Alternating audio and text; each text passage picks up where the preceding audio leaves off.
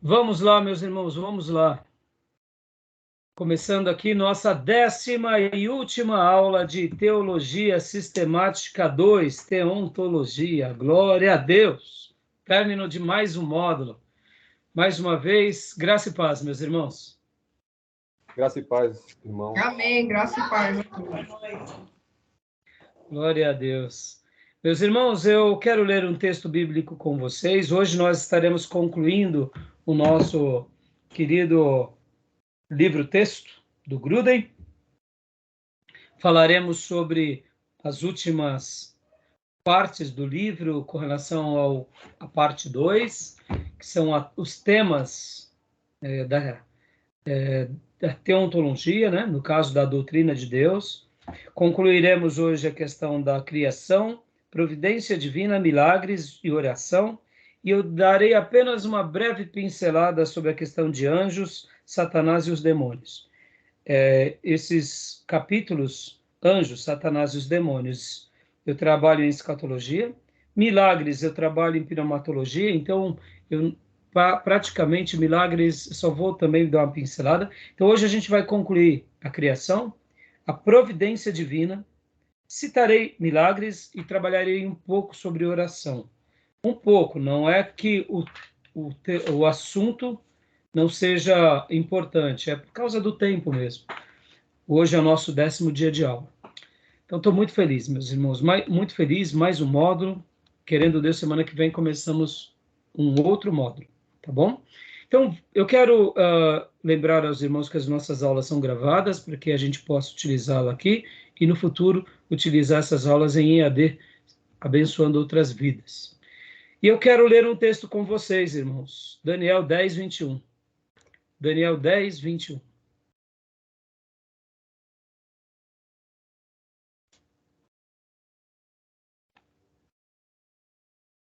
Daniel 10, 21. Deixa eu dar uma síntese rapidamente. Daniel, capítulo de número 9, conta aqui que Daniel, ele começou a ler a palavra de Deus, principalmente os textos de Jeremias, nos dias de Dário, e ele entendeu que o final do cativeiro babilônico que o povo de Deus enfrentava estava chegando nos seus últimos dias. E aí ele se dispõe a orar, ele se dispõe a jejuar e a buscar a Deus pedindo perdão por ele e pelo povo. Logo depois dessas orações lindas que ele faz, orações de intercessão, Deus revela para ele o que? Aquilo que nós chamamos das 70 semanas de Daniel. Isso é o capítulo 9. E no capítulo de número 10, o próprio Daniel registra também que no ano de Ciro, no terceiro ano de Ciro, rei da Pérsia, ele recebeu também algumas outras revelações. Revelações sobre uma batalha espiritual, revelações onde os próprios anjos e arcanjos falavam com ele, revelações com relação ao que aconteceria. O capítulo 10 vai mencionar que ele fica literalmente diante dessas visões e revelações, ele fica desfalecido, ele é tocado pelo anjo para que ele tenha vigor, e ele se põe de pé. Então, assim, são capítulos muito lindos, mas o que eu queria destacar aqui é que no capítulo 10 ele faz um período longo de oração e de jejum. E é bem curioso que durante esse período em que ele está orando e jejuando, o texto mostra que está tendo uma batalha. E o anjo que fala com ele diz que quando ele começou a orar e jejuar, essa batalha estava acontecendo e Deus enviou outros anjos para lutarem em prol do povo de Deus, em prol dele, em prol da nação, contra o príncipe da Pérsia. Eu não quero entrar muito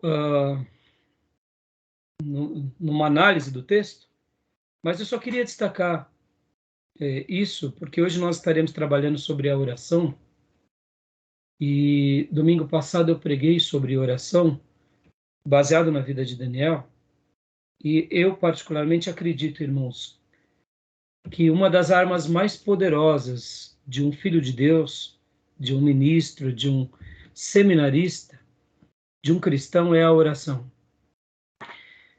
Para mim, a arma mais poderosa de todas é a palavra de Deus. E a segunda arma mais poderosa de todas é a oração. E eu vejo que Daniel sabia dessa importância, ele usufruía isso. E como eu disse aqui, no capítulo de número 10, enquanto ele está, durante aquelas 3 semanas, orando e jejuando e buscando a Deus para entender melhor as visões, ele está também, enquanto ele fazia esse gesto de busca a Deus, para entender as visões, porque as visões não tinham a ver somente com ele, mas tinha a ver com o seu povo, tinha a ver com o mundo que ele vivia, ele estava também lutando espiritualmente com todos os seres divinos. E por que eu estou falando isso, irmãos? Porque muitas vezes a gente esquece desse detalhe. A gente vai vivendo no dia a dia e, por exemplo, aqui é um seminário, é uma faculdade teológica, é uma escola de teologia. A gente acha que só estudar basta. E eu digo que não basta. Porque a gente não está aqui só estudando por estudar. Se os nossos sentidos e o nosso espírito e a nossa alma não estiver sensível a Deus, toda a informação nós não acomodaremos. Mas quanto mais oração nós exercitarmos, quanto mais orarmos por nós, uns pelos outros, vocês por mim, e quanto mais a gente conservar uma vida de oração, eu não tenho dúvida que os assuntos que a gente vai tratar, nós acomodaremos esse conhecimento e nós também teremos experiências poderosas com Deus durante as nossas aulas.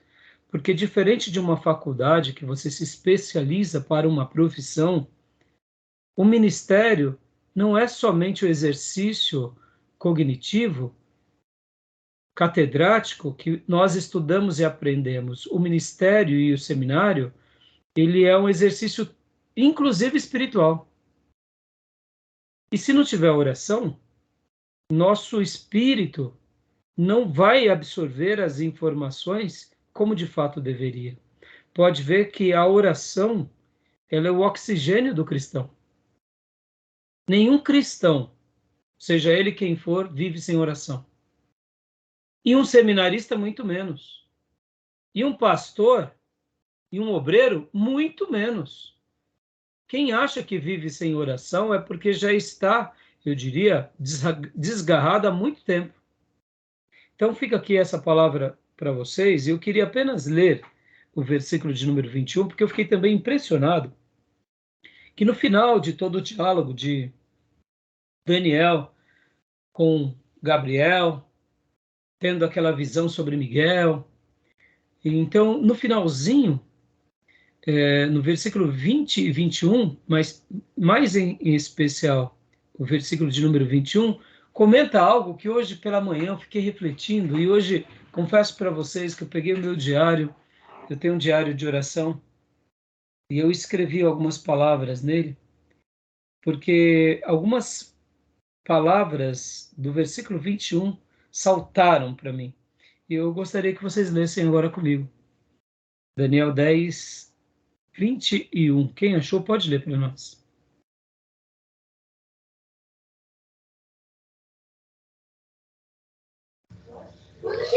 Mas antes lhe revelarei o que está escrito no livro da verdade. E nessa luta, ninguém me ajuda contra ele, senão Miguel, o príncipe de vocês.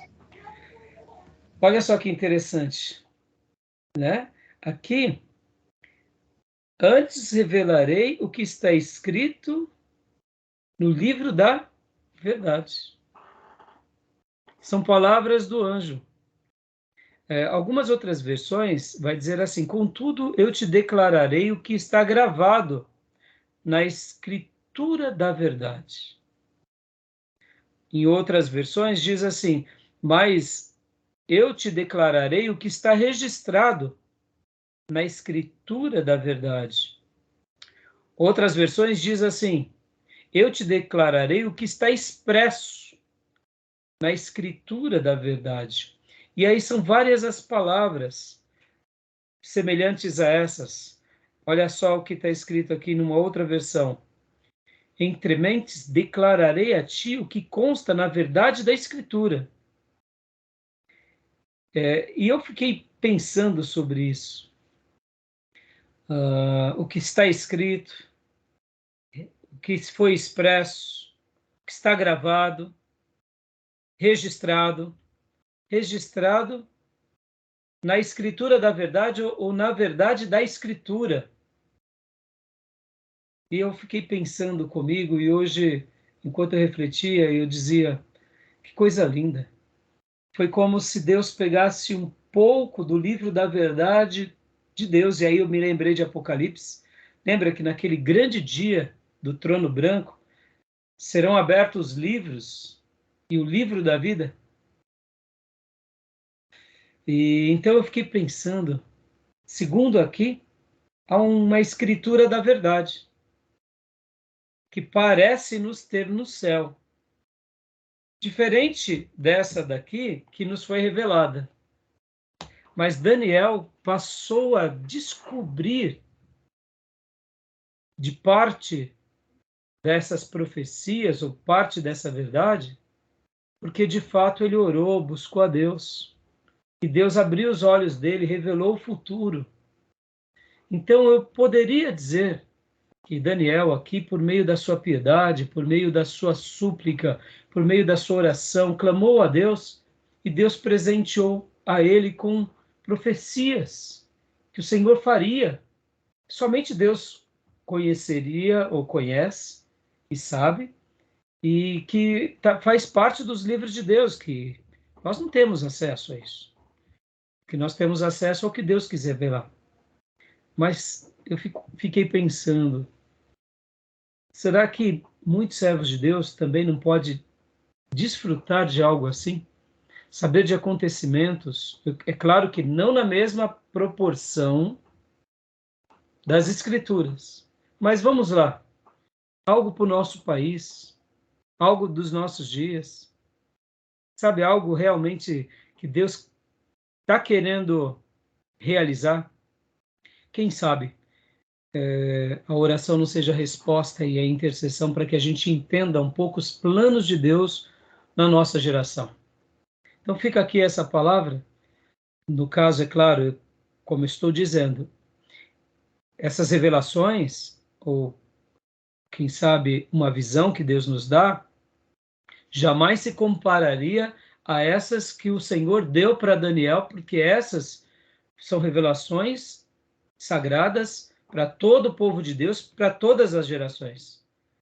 O que eu estou dizendo aqui agora para vocês é mais ou menos aquelas histórias que a gente ouve e acompanha de pessoas que oraram pedindo para que Deus salvasse a sua cidade, e Deus ali usou esse servo e essa igreja, muitas vezes, para fazer uma obra de evangelismo, ou quem sabe coisas semelhantes a essa.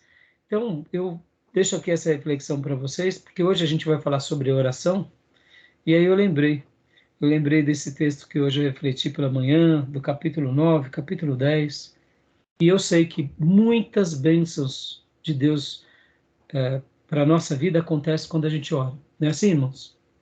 Pode ver. Quando a gente ora, o pecado ele perde a força. Quando a gente ora, a gente ganha autoridade. Quando a gente ora, ganhamos experiências com Deus, um relacionamento de primeira mão com Deus. Então, a oração realmente ela é imprescindível, ela é importantíssima. E aqui para Daniel, ele foi presenteado até mesmo, como a gente acabou de ver, com palavras que estavam escritas no livro da verdade. Então, que Deus possa revelar coisas lindas para nós. Que Deus possa falar conosco. Quem sabe coisas do nosso chamado, irmãos. Sabe aquelas questões bem objetivas? Meu servo, minha serva, pode ir para tal cidade, pode fazer tal obra, pode escrever tal livro, pode dar tal tarefa, pode montar tal empresa, porque eu vou te usar. Quantas são as coisas que nós sonhamos? E eu quero crer que a oração pode ser esse gatilho para que essas revelações que pertencem só a Deus, que só Ele sabe, quem sabe o Senhor nos dê como visões, ou quem sabe anjos tragam, como foi no caso para Daniel, partes do que está escrito no livro da verdade de Deus. Tá bom, meus irmãos? Porque a nossa vida está escrita. Eu, particularmente, acredito isso. Davi disse isso, né? Todos os meus dias foram escritos. Eu quero acreditar que a nossa vida já está registrada nos livros do Senhor. Como isso acontece, não me pergunte, mas eu acredito nisso. E o que Deus tem para nós amanhã, eu não sei. Mas quem sabe vai ser por meio da oração que a gente vai descobrir. E quando a gente descobre, talvez você diga assim, pastor, mas para que orar? Meus irmãos, para que orar? A oração muda tudo. Você se prepara para aquilo, você traz Deus para o teu lado. Quantas são as vezes que a gente tenta fazer algumas coisas na força do nosso braço? Com a oração muda tudo. Muda tudo. Tá bom? Pastor viu falando de oração, o pastor viu esses dias na internet, que estava viralizando na internet, né? Passou naquele programa do Botino, de um menininho que se afogou de 4 anos. Não vi. Então, ele se afogou, ficou 10 minutos embaixo da água e ninguém viu. Quando pegaram ele estava desacordado, não respirava. Você viu, Maísa? Então, e aí o irmão dele já devia ter uns 12 anos, ajoelhou e orou e clamou a Deus. E o menino foi levado para o hospital, né, de helicóptero, tudo, de avião. Chegou lá, o médico disse que não ia ter jeito, porque ele já tinha ficado muito tempo embaixo da água e nesse trajeto todo já tinham se passado mais de meia hora. E não tinha o que fazer mais. Aí o menino acorda e começa a falar que quer ir no banheiro, que está apertado, porque está com fralda. E o menino começou a respirar e o menino, você vê, é uma coisa assim nos nossos dias, né? Que se você Milagre. for com uma pessoa, aí o Botino falou assim, isso pode até fazer um filme, um livro, porque é um verdadeiro milagre. O pai resgatou, acho que os médicos estavam fazendo ressuscitação no menino, tentando trazer ele para a vida, e o irmão ajoelhado intercedendo, orando. O menino não fez mais nada, só orou, enquanto a galera estava na maior correria. Aí levou ele para o hospital e aconteceu isso. E falaram depois que não aconteceu nada com o menino, que ele estava bem, né? Estava bem. Deus seja louvado. 10 minutos debaixo d'água, o cérebro, se escapar, fica vegetativo. O médico tinha falado, porque sem oxigênio, né? Falta oxigênio no cérebro. Deus seja louvado. É um milagre, hein? É um milagre. Depois publica no nosso grupo do seminário essa reportagem, tá bom? Então, irmãos, eu não sabia, eu não tinha visto, mas peguei aqui esse texto para falar um pouco com vocês, porque hoje a gente vai falar sobre oração. Mas quando hoje pela manhã eu li a Daniel e via que o anjo fala com ele que eu revelarei o que está escrito no livro da verdade. Eu fiquei pensando, Deus, o Senhor tem um livro da verdade aí nos céus. O Senhor pode revelar para nós. Quem sabe a oração. Esse garoto que ele fez. O que é uma oração de cura, né, irmãos? Se não um mistério. É claro que a gente vai ver hoje que a oração ela tem esse lado de poder de Deus. É liberado um poder. Como tudo isso acontece, é um mistério. Mas uma coisa é fato. É real, né? Deus seja louvado. Até para enriquecer também, eu tenho um testemunho sobre isso. Uma vez eu estava descendo com o Wellington aqui a 13, e ele foi atropelado aqui na Santos Dumont, né? E eu vi ele capotando, assim, né? O carro jogou ele para longe, tipo, alguns metros, pelo menos uns 15 metros, assim. E aí ele bateu a cabeça, ele abriu o olho estatelado, assim, a pupila bem dilatadinha. Ele não respondia, ele não abria a boca, não mexia o olho, não fazia nada. A única coisa que eu fiz naquele momento foi orar. E aí ele ficou uns 10 minutos apagado também. E aí ele voltou, depois que eu parei de clamar, ele voltou. E não aconteceu absolutamente nada com ele. Os bombeiros chegaram, chamaram o SAMU e tal. Só que a cabeça dele, quando levantaram, estava com muito sangue, muito sangue. Eu falei, pronto, morreu, né? Morreu. E não tinha nem a Luísa ainda. Foi para o hospital, fez exame, não aconteceu nada, não tomou nem ponto na cabeça. Olha. Enquanto eu orava, ele falou que não escutou nada, não lembra de nada. Ele só voltou à consciência mesmo quando estava dentro do SAMU. Que enquanto ele orava, ele escutava alguém assim falando, alguma risada, e alguém falando, por que você está rindo? Não aconteceu nada com ele. Eu falei, gente do céu, eu estava orando nessa hora. E tem testemunha, tem muita gente que viu e tá aí, ó, firmão. Glória a Deus, aí né, tem uns filha? 7, 8, tem uns 8 anos, mais ou menos. Deus seja louvado, tá vendo? Maravilha. Deus seja louvado. É isso aí, filha. Se a gente gastasse aqui um tempo, a gente teria tantos testemunhos. E vocês veem, né, irmão, como que a oração, a gente sabe que a oração é importante e tem hora como somos tentados a não orar. E esse menino... A gente sabe que é importante, que é necessário, que é um momento de intimidade com Deus, mas as trevas militam contra nós, a nossa carne, né? Fala, minha irmã Teresa. Esse menino, ele não ajoelhou porque fazer uma oração assim, aquela oração bonita, ele ajoelhou e foi clamar do fundo do coração dele, né? Ele falou com o pai do jeito que ele sabia. Um ato de desespero, né? Não, um ato de desespero. Mostra ele com a mãozinha assim para cima. Vai intercedendo. Intercedendo. Coisa mais linda. Foi Deus seja louvado. Sabe, foi muito emocionante. Sinceridade, né? Glória a Deus. E hoje é difícil, você vai falar para uma pessoa, a pessoa não crê em um milagre desse tipo, né? Não crê. Então, mas você vê, irmã, mesmo assim, a gente, aí onde nós, quando somos agraciados por algo assim, né? De ouvir um testemunho como esse, a gente só deve colocar tudo nas suas devidas proporções, né? Nós não devemos seguir a Deus por causa só do milagre, mas o milagre mostra o quanto o nosso Deus cuida de nós, né? Eu nem era evangélica e eu já tinha, assim, relatos de milagres, já tinha acontecido comigo e eu nem era evangélica ainda. Então, é isso aí. Então, glória a Deus, né? Que bom, foi ótimo ouvir os testemunhos e essa citação, teu testemunho, Maísa. E vamos para a aula agora, meus irmãos. Vamos lá, que hoje é a nossa última aula, tá bom? Vou compartilhar aqui com vocês a tela. Querem falar mais alguma coisa? Não. Tá bom, né? Foi ótimo porque é isso aí, são mistérios, são bênçãos, são graça, né? Deus seja louvado. Vamos lá, irmãos, ó. Compartilhando aqui. Nós estávamos falando sobre a criação. Deus criou do nada, criou tudo do nada, criou o universo, criou o homem, a mulher, o tempo. Teorias seculares incompatíveis com a criação. O teísmo evolucionista. Quer ler para nós, Júnior? Só os textos, por gentileza? Ok. O teísmo evolucionista. Argumento. Advoga a crença em Deus e também na evolução. Deus interveio no processo em alguns pontos críticos. Na criação da matéria, no princípio. Na criação da forma mais simples de vida. Objeção.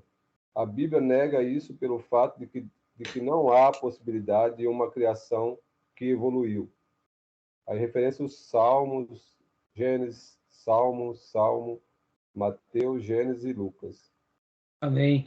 Deixa eu até fazer eu publiquei para vocês agora um vídeo há pouco, eu não sei se vocês viram no canal do seminário, falando sobre aquela palestra, que inclusive na última aula a irmã Cleusa tinha mencionado, irmã Cleusa, sobre a questão do DNA mitocondrial. Então, eu passei para vocês uma entrevista do pastor, professor, doutor Adalto Lourenço. Ele era, num primeiro momento, teísmo evolucionista. Ele mesmo comenta nessa palestra que ele era... ele seguia essa linha. Mas depois ele acaba mudando a sua opinião com relação a esse posicionamento. Ele acaba não sendo mais. É interessante, né? E é bom a gente saber disso, irmãos, porque na semana passada nós trabalhamos aqui dentro do livro sobre vários pontos, né? Deus criou o universo do nada. Aí a gente veio falando sobre essa que é a criação espiritual do universo. criação de Adão e Eva, falamos sobre o papel do Espírito Santo e de Jesus na criação, a criação do tempo. A criação é distinta de Deus, porém sempre dele depende. Falamos sobre aquelas figuras que o livro-texto ensina: panteísmo, dualismo, o deísmo, o materialismo. E agora hoje a gente vai continuar aqui a partir da página 206. Deus criou o universo para se revelar a sua glória. Mas eu estou passando aqui esses slides que a gente vai fazer esse intercâmbio, né? E ao ver o vídeo do professor Lourenço, é muito interessante que ele era dessa linha. Ele era dessa linha, mas ele abandona esse pensamento.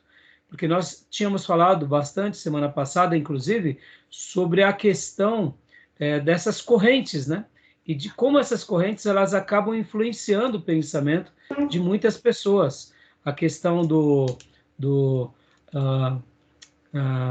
a gente até trabalhou bastante, né? A questão do criacionismo, né? Uhum. E aí o próprio professor e pastor ele comenta também sobre a questão de que ele fala muito sobre aquela questão do design inteligente, né?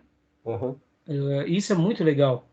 Então, é uma coisa muito interessante quando a gente pode ouvir um cientista, porque, que nem hoje, né? Ele estava nesse vídeo que eu passei para vocês hoje. Depois, quem tiver, assista, porque vai agregar bastante com essa matéria, porque ele vai colocar pontos assim muito interessantes sobre várias coisas da criação do universo, as explicações, né? Por exemplo, que nem nesse vídeo que eu passei para vocês, ele fala muito sobre a questão da lei da gravidade. E aí, a grosso modo, no vídeo ele dizia o seguinte, que a lei da gravidade você não consegue explicar. Ele falou assim, a gente sabe como é, mas a gente não consegue explicar como é. A gente conhece a lei da gravidade, sabe como ela de fato atua, mas nós não sabemos explicá-la na sua profundidade. Eu achei interessante ouvir isso de um cientista.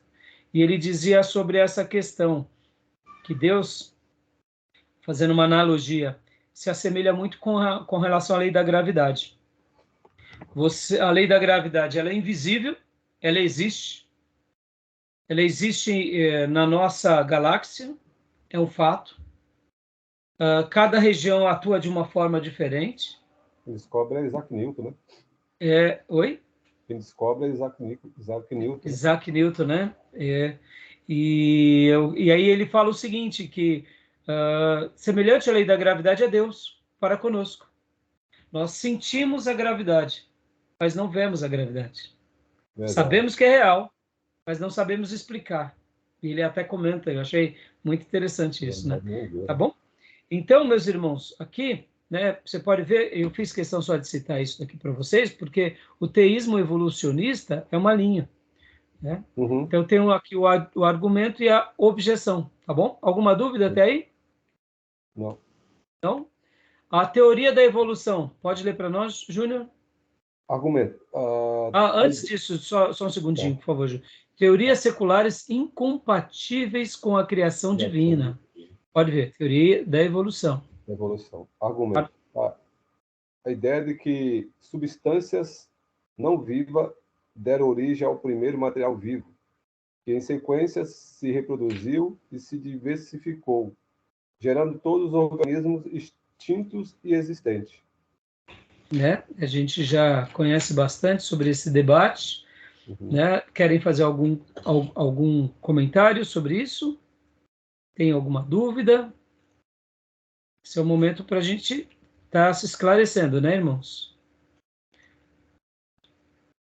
Tem algum comentário que vocês gostariam de fazer, irmãs? Irmão Júnior? Não? Não? Eu acredito que para nós aqui, ainda mais no seminário, isso daqui seja mais fácil, né, para a gente pensar, refletir e contra-argumentar, né? Joia. Então tá bom. Continuando aqui, então. Objeções. Primeira objeção, Júnior, pode ler para nós. Primeira objeção. Após mais mais de 100 anos de cruzamentos experimentais de espécies diversas de animais e plantas, a quantidade de variação que se pode produzir, mesmo com cruzamentos deliberados, são não aleatórios, é extremamente limitada, em virtude da faixa restrita de variação genética em cada tipo de ser vivo. Ou seja, são aqui contra-argumentações que mostram que a teoria da evolução ela tem também muitas incógnitas, né? Ela não fecha absolutamente. Não adianta a gente falar que sim, mas ela não fecha, né? Pode ver que até mesmo na natureza há isso, né? Você não consegue cruzar um gato com um cachorro porque é incompatível, não tem como, não Sim. tem como existir, né, compatibilidade. O próprio Adalto, ele comentou nesse vídeo que eu passei para vocês sobre a água que há no planeta Terra. E a água, lembra que certa ocasião eles conseguiram pousar com uma sonda no meteoro e fazer uma avaliação da água no meteoro? Vocês lembram disso? Não? Tem uma pesquisa científica de um bom tempo atrás que os cientistas fizeram isso. E nesse meteoro eles extraíram a água do meteoro. E segundo o Adalto, a água, constataram água, mas é de natureza diferente do que há no planeta Terra. Sim. A água do planeta Terra é diferente. E aí até o entrevistador, né, ele comentava, o pastor Eber, falava assim, mas os meios de comunicação não fizeram questão de divulgar isso, né? Ele falou, não, mas deveria, né? Porque se isso é uma descoberta, descobriu que havia água no meteoro, mas a água do meteoro é diferente da água da Terra. Por que não falaram isso? Sim. Isso ficou nas entrelinhas da academia científica. Segundo o que ele comentou no vídeo, irmãos, eu não sou especialista sobre o assunto, né? Tantos mistérios, né? Tanta coisa, irmã. E é isso que ele estava querendo dizer, mostrando. Outra coisa que ele comentou, irmã, é, por exemplo, que a nossa composição física, né, a Bíblia fala que viemos do pó da terra. E aí ele até fala, o que seria o pó numa linguagem científica? Seria o átomo, seria, né, a menor partícula. Mas se a gente pega a composição do nosso corpo, tudo que é no nosso corpo tem na terra. Tem. Né? E Adão mesmo, ele foi criado do pó, e pelo nome dele, né, porque o nome dele que fala Adão, e ele já fala que é o homem, né, ele fala, ele é vermelho, ele é tirado da terra, tudo Exatamente. Da terra. E aí o que acontece? Mas o pó que está na Lua não é a composição mineral da Lua é totalmente diferente.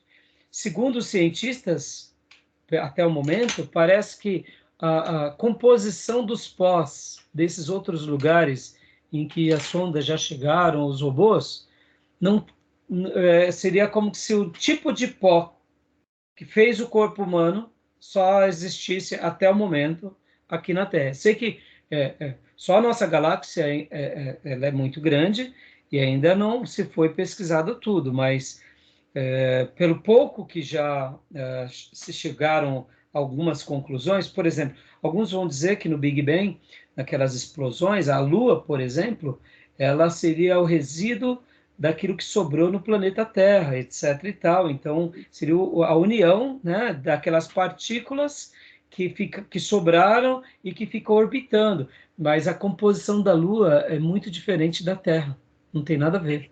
Então é interessante isso, porque se fosse o mesmo corpo, se fosse essa questão da explosão, literalmente, se fosse essa questão da fragmentação, haveria certas características na Lua que teria na Terra. E então, também, se a gente for por esse lado também, vai contra a Bíblia também, né? Porque na Bíblia fala, em Gênesis, que Deus, no quarto dia, ele fez o sol e a lua. Eu li sobre esse assunto aí, que você acabou de destacar aí, que a ideia deles é que eles sugerem que a origem da água ela vem dos meteoros, os meteoritos. É isso em relação ao que você falou. Essa semana eu li sobre isso. Alguns cientistas sugerem que a origem da água veio dos meteoritos. Por isso que você citou aí. Menciona alguns planetas e tal. Mas eu acho que é muito recipiente essa ideia, muito insignificante para Sustentar, né? já cravar essa ideia como algo forte, né? Especulativo. Como a irmã Cleusa falou, há muitos mistérios. Alguém já disse, irmãos, eu também não sou cientista, eu estou fazendo aqui os apontamentos porque a gente está dentro da matéria da criação, né? Alguns cientistas dizem que o planeta Terra está no eixo o Sol está no centro, né? Então nós somos heliocentrismo, né? Porque o Sol está no centro e os outros planetas orbitam ao redor do Sol. E a Terra, ela está num eixo tão preciso que alguns metros, alguns vão até dizer centímetros, um pouco para frente, ela viraria um bloco de gelo. E se ela estivesse alguns metros, e outros falam centímetros, um pouco mais perto do Sol, ela se tornaria uma bola de fogo. Ou seja, até mesmo a localidade do planeta Terra é o lugar ideal para que ela não vire uma bola de gelo, ou ela não seja um lugar incandescente, como alguns planetas que são mais próximos do Sol, que é incandescente, a temperatura é muito grande. Ou seja, o que existe lá, né, a princípio? É uma Terra quente, né? Então, ela traz o equilíbrio, a Lua. Eu já ouvi dizer que sem a Lua, o planeta Terra teria acabado. Sem a Lua. Então, você vê, são coisas que estão muito além da gente. Quem sabe daqui a 200, 300 anos a gente descubra. Muita coisa em questão disso, né? Muita coisa. E eu, em cima disso, irmãos, até vamos ler os argumentos agora, e eu já logo na sequência eu vou dar uma definição do que o nosso seminário, eu particularmente acredito, sobre essa questão da criação, tá bom? Já falamos da última aula, mas eu queria fazer o apontamento. Então, objeções, Júnior, você leu essa objeção? Tá, sim, pode ler de novo? Pode ler de novo? Primeiro, após mais de 100 anos de cruzamentos experimentais de espécies diversas de animais e plantas, a quantidade de variação que se pode produzir, mesmo com cruzamentos deliberados, não aleatórios, é extremamente limitada em virtude da faixa restrita de variação genética em cada tipo de ser vivo. Jóia. Segunda objeção, então, pode ler, por favor? Segunda objeção.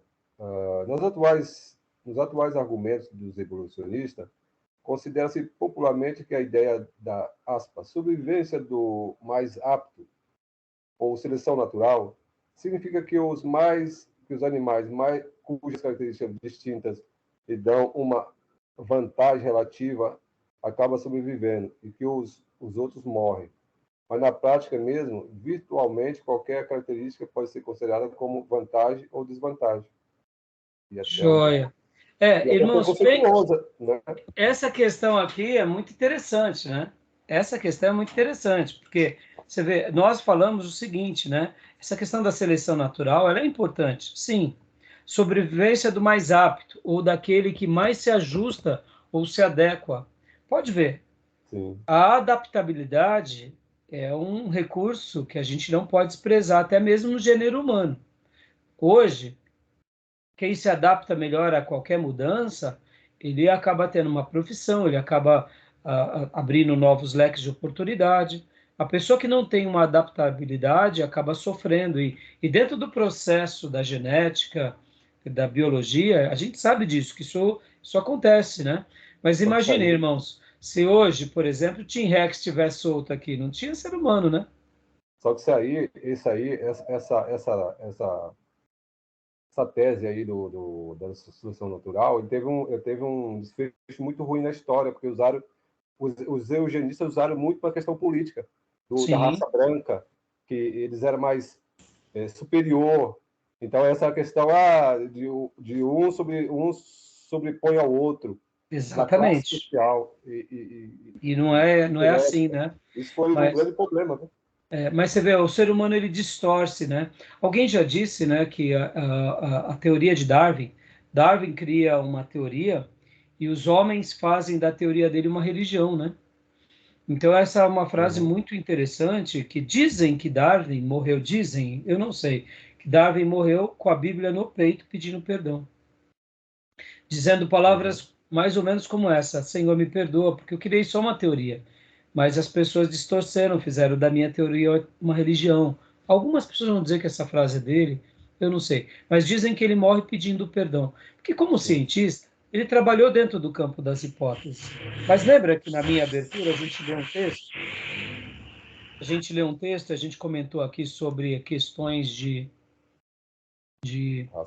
revelações de Deus, de escrituras, de coisas que estão ocultas em Deus. Irmãos, eu não duvido que o diabo, muitas vezes, ele pega algo que a gente faz e aí ele potencializa aquilo numa sociedade caída. Pode ver, o humanismo, na realidade, e a ciência, o diabo ele acaba fazendo com que a ciência acabe indo contra Deus e muitas vezes as teorias acabem sendo usadas até mesmo como discurso para negar a Deus. Então, isso sempre vai acontecer, meus irmãos. Pode ver, se uma religião, em algum momento, ela acaba tendo um certo protagonismo, o diabo vai fazer a mesma coisa com os milagres, com a religião, porque ele é o inimigo, né, de Deus. Então, voltando aqui à questão da seleção natural. Então, irmãos, a gente não sabe o porquê não existe mais mamute, tigre, dente de sabre. A gente acredita que foi um processo normal, ou quem sabe mesmo vontade divina, porque tem vezes que a gente não explica algumas coisas e, de fato, como essa questão dos dinossauros. A gente não consegue explicar. Temos teorias e mais teorias, né? Mas a gente não sabe o porquê certas coisas acontecem, né? Próxima objeção, Júnior, por favor. Terceira objeção. E outra coisa, né, que eu lembro de um professor que ele falava muito bem. Ele falava que a ciência não é ruim, não é culpada, a ciência é boa. Culpados são os péssimos cientistas. Isso, exatamente. Boa, boa, Júnior. Gostei dessa afirmação. Terceira, Muito bom. né? Terceira objeção. As Isso. mutações numerosas e complexas demandadas para a geração de órgãos complexos, como o olho ou a asa de um pássaro ou centenas de outros órgãos, não poderia ter ocorrido como minúsculas mutações acumuladas ao longo de milhares de gerações, porque as partes distintas do órgão são inúteis e não proporcionam vantagem, a menos que todo o órgão funcione. São várias objeções, irmãos, são inúmeras objeções, tá, irmãos? Inúmeras. Com relação à teoria. Girafa, né? Hã? O pescoço da girafa também, né? Eu não conheço, Júnior. Qual que é? Da girafa ele dizia que foi essa questão de que houve essa evolução por um exercício constante e aí ela atingiu esse patamar. Ah, sim, mas você só está citando, né? Só citação. Ah, tá. Pensei que você ia falar que, por exemplo, a girafa não caberia dentro do... Seria uma objeção. Não, eu já ouvi falar de um besouro, irmãos, que é um besouro que contém dentro dele, é como se fosse um ácido. Não tem como esse besouro, por exemplo, esse ácido se sai para fora, mata o besouro. Como que esse besouro contém esse ácido dentro? Então, existem vários exemplos na natureza que não tem como culminar na teoria das espécies, né? Não tem como, tá bom? Pode ler para nós, Júnior, 4.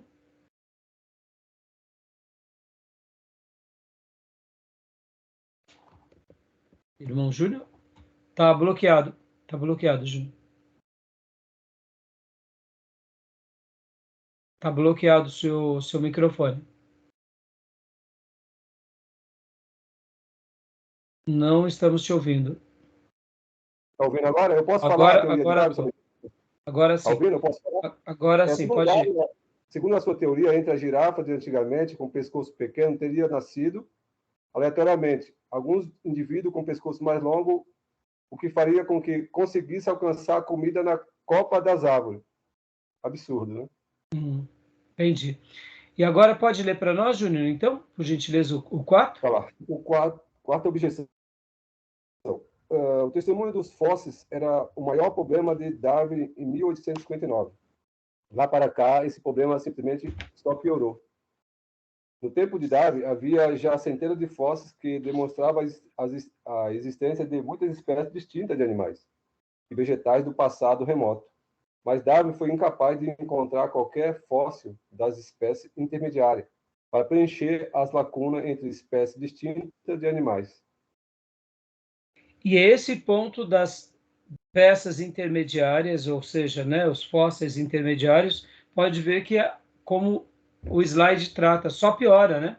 Porque a gente não tem essas espécies. Não existe essa... Ou Já pelo tinha, menos... Né? Se já era difícil, agora ficou mais difícil ainda, né? Então, concluindo... Quinta objeção, por favor. As estruturas moleculares dos organismos vivos mostram de fato semelhanças, mas o darwinista simplesmente pressupõe que essa semelhança implica ancestralidade comum, relação que certamente não foi comprovada. Joia.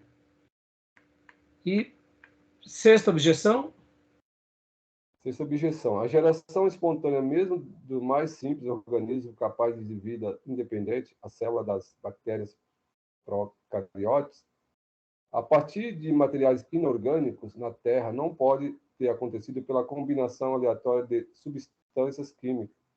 É algo que exige desígnio inteligente e engenhosidade tão complexos que nem mesmo o mais avançado laboratório científico do mundo conseguiu fazê-lo. Joia, muito boa essas palavras aqui desse slide 6. Então, a gente vê, né, a complexidade. Por isso que hoje a ciência moderna, ela acaba chegando a um ponto de dar a mão à palmatória que há um ser supremo que cria tudo, que seria praticamente impossível a nível micro, a nível mundial, como planeta, e a nível universal de universo. Só um ser inteligente poderia ter feito tudo isso, tá bom? Maísa, leia para nós o resumo dos ensinos bíblicos sobre a criação. Leia sim, pastor. Deus criou o universo do nada. A criação é distinta de Deus, porém sempre depende de Deus. Deus criou o universo para revelar a sua glória. O universo que Deus criou era muito bom. Não haverá conflito definitivo entre as escrituras e a ciência. As teorias seculares que negam Deus como criador, incluindo a evolução darwiniana, são nitidamente incompatíveis com a fé na Bíblia. Joia. Deixa eu ver agora aqui, continuando. Bom, até aí, nenhuma dúvida sobre esse ponto, né, meus irmãos? Sim. Tá bom? Então, agora deixa eu fazer aqui alguns apontamentos. A gente vai para o livro-texto agora. Mas antes disso, deixa eu fazer uma afirmação aqui sobre o nosso posicionamento sobre a criação. Sobre nossas crenças sobre a criação. A crença desse seminário. Acreditamos na literalidade das Escrituras na criação. Pastor, qual é a sua teoria? Minha teoria não é teoria. Eu creio na literalidade. Ponto. Então, acreditamos na literalidade das Escrituras na criação. E na conclusão, ou seja, término / redenção de todas as coisas. Assim como acreditamos na literalidade da glorificação de todas as coisas no reino de Deus com toda a sua criação. Como assim, pastor? Vamos lá. Ora, quando a gente olha para Apocalipse capítulo 20, 21, 22, e que ali Deus fecha o ciclo, mostra a glória dele, julga todas as coisas, porque o livro do Apocalipse, como eu aprendi com o pastor José Ribeiro, ele não é apenas um livro de sentença e juízo, mas é o livro do retorno ao Éden. É o livro do retorno ao Éden. Olha que frase linda. Aonde começou a queda, temos então a nossa história. Vem então a história do ser humano e vem a última página, que é o livro do Apocalipse. É só castigo, pastor? Não, não é só castigo. É o último grande avivamento, é a glorificação dos santos, é o martírio dos santos, são os dois profetas conduzindo a última grande colheita, ao lado de 144 mil ungidos que irão pregar, que serão missionários ou pastores, para fazer essa última colheita. Haverá o anticristo, haverá liberação de demônios, haverá um juízo para todos os desobedientes e aqueles que escolheram não seguir o evangelho, sim, mas depois haverá o quê? O regresso de todos os servos de Deus, de toda a história, onde? A eternidade com Deus. Então, o Apocalipse não é um livro de condenação, é um livro de regresso. Então, assim como nós acreditamos nesse regresso futuro que virá, desse Cristo que vai vir buscar a sua igreja, desse Cristo que vai julgar as nações e que vai dar galardões aos seus servos, assim como há uma literalidade na redenção, eu creio que há uma literalidade também na criação. Por isso que eu fiz essa frase, sendo a síntese desse capítulo tão importante.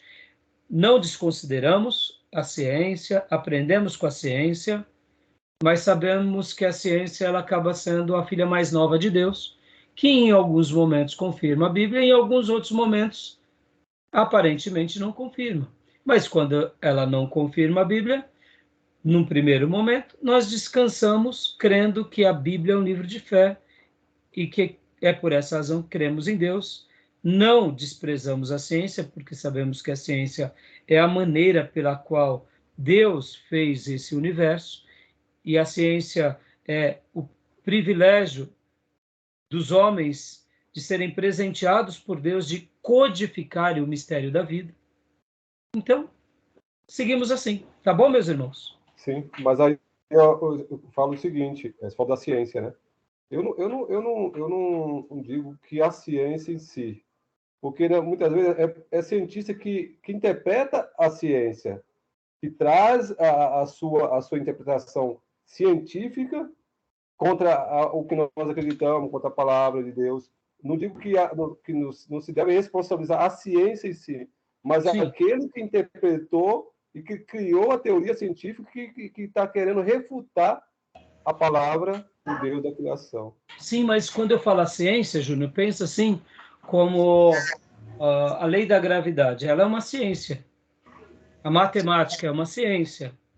E diante dessa ciência, vamos falar que se Deus criou todas as coisas, ele nos fez no mundo material e espiritual, mas a gente compreende perfeitamente esse mundo material e algumas leis da natureza. Então, quando eu falo ciência aqui, eu não estou nem me referindo necessariamente à discussão de alguns cientistas. Eu estou falando mesmo no processo da vida, né?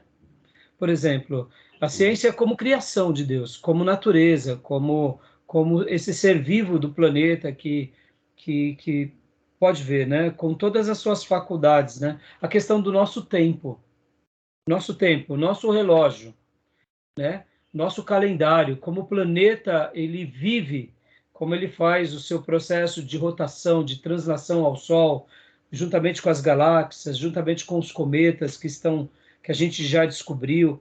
Então, é ciência nesse aspecto. Deus criou tudo isso e nos deu. E aí alguns vão descobrindo como se entende a lei da gravidade, porque é uma coisa muito louca, né, irmãos? Eu tenho aqui, das minhas obras de literatura... Aí é ponto pacífico, pô. Ponto pacífico. Você está falando de ponto pacífico da ciência. Isso, exatamente. Nós também acreditamos, que nós vivemos, nós estamos inseridos nela. Claro, eles vão fazer matemática. Exato. Eu estou falando assim, exatamente nesse aspecto. Por exemplo, irmãos, Júlio Verne. Eu tenho aqui, Júlio Verne. Eu tenho 20 mil léguas submarinas. Esse livro é da igreja, nós ganhamos como uma doação. Futurista, né?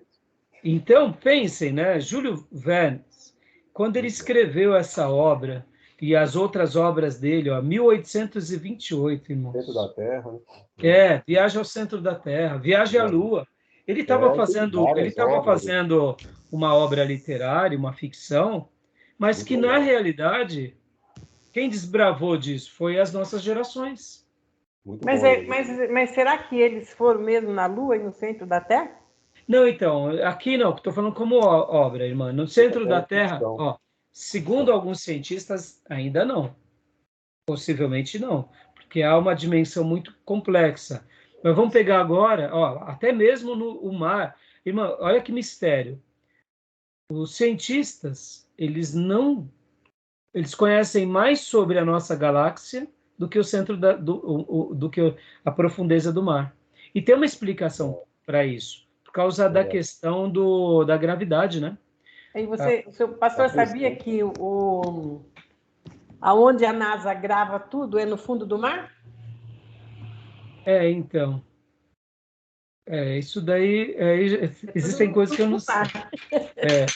Mas, assim, vamos partir do pressuposto, irmã, que realmente, eu particularmente acredito que o homem foi à Lua, tal, né? Eu particularmente acredito. Mas, voltando, o que eu quero dizer com isso? Quando Júlio Verne escreveu, né, Viagem à Lua, era impossível, naqueles dias, não existia nem avião, não tinha o ser humano voar. O máximo que se conseguia era um pipa. Então, pense, você chegar a passar a nossa estratosfera, chegar nessa região, além, né, da estratosfera, chegar na Lua, ou seja, hoje pode ver que os países como Índia, China, até Coreia do Norte, irmãos, eles enviam satélite, é uma coisa comum. Então, é isso que eu falo como ciência, Júnior, que em questões de 200 anos nós demos um passo tão estratosférico na questão do universo, que é uma coisa absurda. Então, essa ciência criada por Deus é a filha mais nova de Deus, né? Dada a nós. Agora, quando a gente decifra esses mistérios, isso é uma bênção. Né? Então, é nesse sentido, eu não estou fazendo aqui o apontamento daqueles que negam Deus, nada disso, né? Tá bom? Sim, claro, irmã, depois, no intervalo, pergunte para a irmã, que a irmã gosta desses papos, né, irmã? E a questão do mar aí, né? Eu amo isso. A pressão, né? A pressão do fundo do mar. Ninguém consegue lá, não tem luz. E a pessoa que desce a mais de 50, por exemplo, 100 metros de profundidade, 3 mil a 5 mil metros de profundidade, não tem luz lá, os animais que existem ali só vivem naquele ambiente. O homem desce lá, tem uma pressão que estoura o cérebro, cada pressão atmosférica. Vocês veem, irmãos, tem coisas que antigamente eram mitos e eram lendas, né? Por exemplo, lulas gigantes. E recentemente, vocês veem documentários, essas lulas gigantes que vivem nesses lugares mais profundos, né? São gigantes mesmo. Como que elas conseguem viver num ambiente com tanta pressão? É uma coisa... então, assim, os mares, por exemplo, até hoje não são explorados. A questão das perfurações para atingir certas localidades. Abissal, né? Mundo abissal, ele chama. Hã? Chama de mundo abissal, a profundidade. Mundo abissal. Eu não conheci esse termo. Que eu já vi reportagem, não tem luz. É tudo escuro. E lá tem um ser vivo lá que tem luz própria lá, para viver lá embaixo. Sim. E agora falando sobre terras, né, irmãos? Por exemplo, a gente tem lugares muito profundos no planeta, que são as minas de diamante na África do Sul, e mesmo assim, quando a gente faz uma medição com relação à camada da Terra, é muito pequena. Essas sondas de perfuração de petróleo, existem muitos mistérios no planeta que a gente ainda não descobriu, e olha, está longe para descobrir. Você vê, que coisa, né? Tá bom, meus irmãos, então, beleza até aí? E para a gente concluir essa parte, irmãos, eu gostaria que vocês abrissem agora, no livro texto de vocês, nós paramos no C, né? Semana passada. Deus criou o universo para revelar a sua glória. Tá. Acharam? Que página que é, Júnior, no seu livro? Na minha? 401. Isso. Então, Maísa, 401 do seu. E Mancleusa, página do nosso livro, 206. Deus criou o universo para revelar a sua glória. Essa é uma afirmação maravilhosa. E acreditamos nisso. Sim. O pastor Orfeu, que me batizou, ele dizia que os pássaros cantavam ao amanhecer, porque já era um prenúncio da gratidão das aves, dizendo: Deus, muito obrigado, porque o Senhor existe e porque o Senhor já providenciou até mesmo o meu sustento. E aí, no final do dia, os pássaros cantam, dizendo muito obrigado pelo sustento desse dia e pela noite abençoada que teremos. Amém. E ele falava poeticamente, fazendo essa citação dos pássaros, né? Mas quando a gente pensa, toda a criação louva a Deus, né? Verdade. Toda a criação vive para Deus. E poderíamos dizer que o planeta e o universo, da sua forma, talvez inanimada, louva e engrandece a Deus. Esplêndido, Né? né? Porque a criação de Deus louva a Deus. É Deus revelando sua glória. E podem ver que a nossa vida só tem sentido em Deus, em Jesus. Sem Deus não há sentido. Alguém já disse que o inferno, antes de ser um lugar de condenação, o inferno é a alma e o coração de todos aqueles que não conhecem a Deus. Já é o começo de um inferno.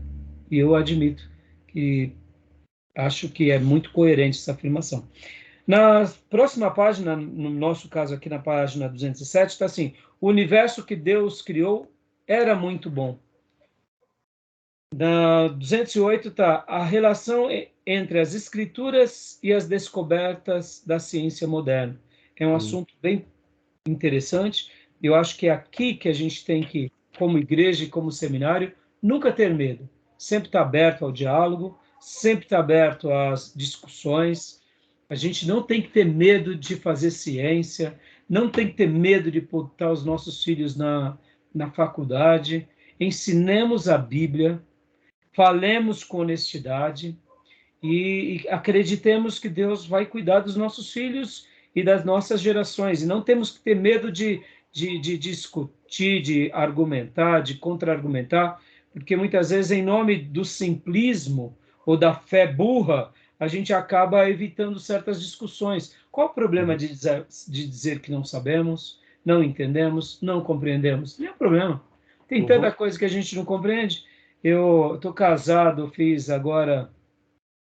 eu casei em 94, né? Fiz 29 anos de casado. Eu não compreendo minha esposa até hoje. Ela não me compreende, porque eu vou entender. Vai morrer sem entender. Então, obrigado, isso é consolo. Porque eu tenho que compreender o planeta. Se eu não compreendo nem minha esposa direito e ela a mim. Entendeu? Graça e paz, pastor Johnny. Pastor Johnny. Pastor, irmãos, graça e paz. Graça e paz. E agora aqui para a gente terminar a página 209, irmãos, olha, esse assunto, eu quero que vocês, aqui vão ter várias teorias, as teorias que nós acabamos de ver aqui no slide, né, teorias seculares, teoria teísta, etc e tal, mas eu queria ler aqui, da página 209, essa parte 1, corretamente compreendidos todos os fatos, não haverá nenhum conflito definitivo entre as escrituras e a ciência natural. A expressão nenhum conflito definido foi extraída de um livro muito interessante de Francis Schaeffer, que é No Final, Conflict. A respeito de questões da criação do universo, Schaeffer lista diversos pontos em que, segundo ele, há margem para discordância entre cristãos que acreditam na completa fidelidade das Escrituras. Primeiro, existe a possibilidade de Deus ter criado o universo adulto. Olha que interessante. Pastor, mas o senhor está falando besteira. Irmãos, nós estamos diante do Deus Todo-Poderoso, que cria do nada no mundo espiritual e cria depois no mundo físico. Qual o problema de Deus ter criado tudo no universo adulto? Pelo menos, para nós, até fica mais bonito, né? Essa ideia do universo adulto é o universo pronto, então, né? Seria. Qual o problema? Não seria aquele que vai criar... inicialmente, ele vai... Não vai ter explosão do Big Bang, milhões de anos. Não. Então, sim, por exemplo... É o processo, né? É o processo. Por exemplo, o nosso querido irmão que eu mencionei para vocês, o professor Adalto Lourenço, ele fala uma coisa muito interessante, que ao estudar sobre essas questões do universo, eles descobriram que aquele negócio que o universo está em expansão é muito questionado, porque, segundo ele, há outros universos maiores atrás desses universos mais próximos. Sim. Segundo ele, aquele universo que está mais próximo, muitas vezes ele cria como que se fosse uma lente. E quando você, segundo os telescópios, passa por essa lente e vê o outro universo, o outro é maior. Ora, se está em expansão, então quer dizer que o de trás... Nunca tem fim? Nunca tem fim esse processo? Exatamente. Então, assim, no vídeo que eu passei para vocês é muito interessante, porque ele vai falar de termos científicos, as incógnitas. Então, para nós, irmãos, o universo adulto é muito mais significativo. Só respalda o quê? Na literalidade das escrituras. Agora, olha que interessante. Vamos pensar aqui no mundo espiritual, tá? Vamos pensar no mundo espiritual. Aliás, vamos dar uma pausa aqui, irmãos? Para a gente. Sim, até a questão do Adão também, né? Criou Adão adulto, não criou Adão criança. Para depois Exatamente. Não foi um bebê. Então vamos dar uma pausa aqui para não ficar muito longo. E a gente volta na sequência. Só um minutinho, tá? Legal isso aqui.